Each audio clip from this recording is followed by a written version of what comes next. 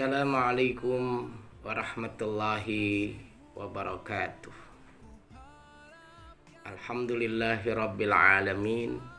Wassalatu wassalamu ala asyrafil anbiya'i wal mursalin Sayyidina wa syafi'ina wa habibina wa maulana Muhammadin wa ala alihi wa ashabihi ajma'in, amma ba'du.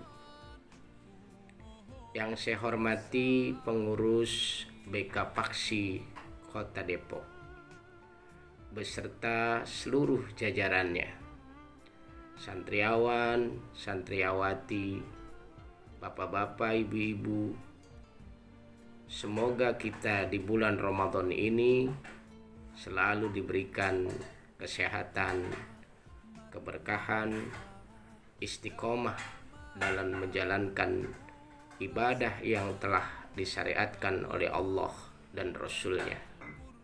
Amin ya rabbal alamin. Tema kita kali ini dalam rangka acara ngabuburit BK Paksi Kota Depok, jangan sekali-kali menyepelekan amal kebaikan walaupun sangat sederhana. Ada satu riwayat di mana ada seseorang di hadapan baginda Rasulullah Shallallahu Alaihi Wasallam. Ia memakan dengan tangan kirinya. Kemudian baginda Rasulullah Shallallahu Alaihi Wasallam menegur sambil bersabda, "Kul biyaminik, makanlah engkau dengan tangan kananmu." Jawab orang ini, "La astati', aku tidak mampu." Ternyata selidik punya selidik. Orang ini bukan tidak mampu memakan dengan tangan kanan, tapi dia ini sombong karena menganggap sepele bahwa memakan dengan tangan kanan itu hanyalah sebatas sunnah.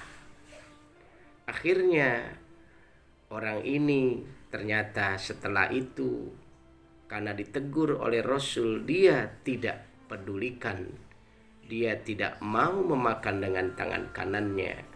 Dalam satu riwayat, orang ini tangannya tidak bisa digerakkan kembali. Na'udzubillah. Ada juga satu riwayat, ada di zaman tabi'in, seseorang yang bernama Bishr al-Khafi, atau dalam satu riwayat orang ini bernama Bishr ibnul Haris. Dia adalah seorang anak muda yang hidupnya tidak pernah ketemu dengan kebaikan. Tanda kutip, hidupnya selalu melakukan keburukan. Tapi ingat, hidayah Allah selalu bertebaran di atas muka bumi ini, tergantung baik dan buruk sangkanya seorang hamba. Suatu hari Bishr ketika pulang menyusuri jalan ke rumahnya, bertemulah ia dengan secari kertas yang di dalamnya ada tulisan kalimat Bismillahirrahmanirrahim. Kemudian Bishr angkat secari kertas itu, kemudian ia bersihkan. Dibawalah secari kertas ini ke rumahnya. Tiba di rumahnya secari kertas ini, dia berikan wangi-wangian, kemudian ditempatkan di tempat yang mulia supaya tidak terjangkau oleh orang. Malamnya ia bermimpi, dipanggil oleh Allah, "Hai Bishr, rafa'ta ismana 'anit tariq wa tayyibtahu." Hai Bishr, kau sudah mengangkat namaku dari kotoran di jalan. Kau bersihkan dan kau berikan wangi-wangian. Maka demi zatku, kau akan aku angkat namamu dan aku harumkan namamu dunia dan akhirat. Para pemirsa yang dimuliakan oleh Allah, sesuatu yang sederhana, secari kertas. Apa yang merubah dari secari kertas yang diangkat oleh Bishr al-Khofi terhadap dirinya? Sejak itu ia tidak pernah melakukan keburukan. Di mana ada majlis ilmu dia datang di sana untuk belajar. Di mana ada orang-orang soleh ia kumpul bersama orang-orang tersebut. Alhasil Bishr al-Khofi menjadi ulama besar. Ciri keulamaan dari Bishr al-Khofi, beliau punya murid, yaitu Imam Ahmad bin Hambal. Sebabnya sederhana, dia angkat dan bersihkan secari kertas. Diberikan hidayah oleh Allah, diharumkan namanya dunia dan akhirat. Maka betullah para pemirsa BK Paksi Kota Depok, apa yang disabdakan oleh Rasul, la tahkironna minal ma'rufi syai'an. Jangan sekali-kali menghinakan, menyepelekan kebaikan walaupun kecil. Di dalam hadis itu Rasul mencontohkan, sekalipun sekedar kita tersenyum dengan saudara kita, jangan pernah sepelekan.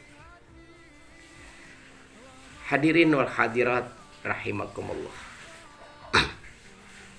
Ada satu nasihat ulama. Ruba amalin sogirin tu'addimuhun niyah, wa ruba amalin kabirin tusogiruhun niyah. Banyak orang beramal kecil tapi hatinya penuh dengan keikhlasan, penuh dengan baik sangka kepada Allah. Amalan kecilnya mampu menyelamatkan dirinya dunia dan akhirat.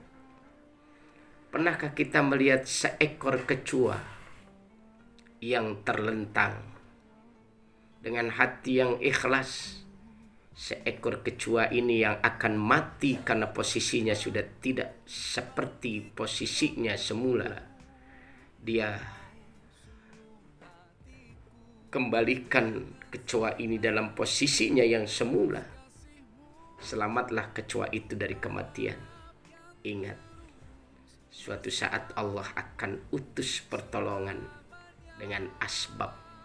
Kita cuma menyelamatkan seekor kecoa. Ulama malah mencontohkan, pernahkah kita menolong seekor semut yang terpeleset? Tapi itu mungkin terlalu rumit. Seekor kecoa yang terlentang kita selamatkan.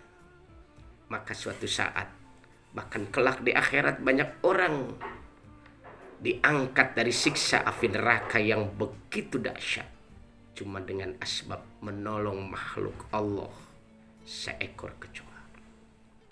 Tapi kata ulama, warubba amalin kabirin tusogiruhun niyah.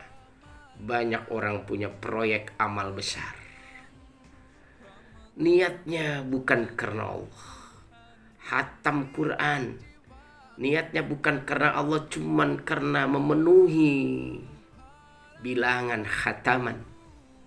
Semata-mata bangga hanya karena khataman, bukan lillahi ta'ala. Jangan aneh nanti amalnya yang besar itu, tapi ketika dia berjumpa dengan Allah dinilai dengan pahala yang sedikit. Na'udzubillah summa na'udzubillah.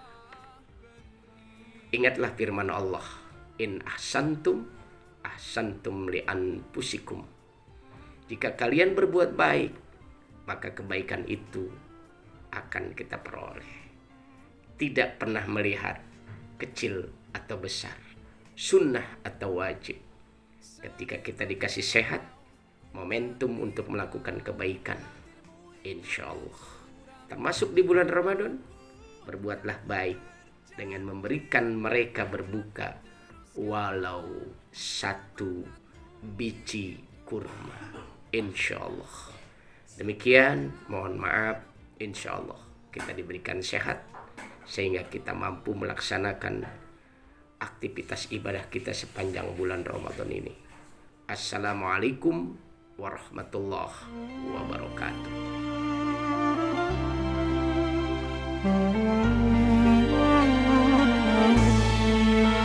Ramadan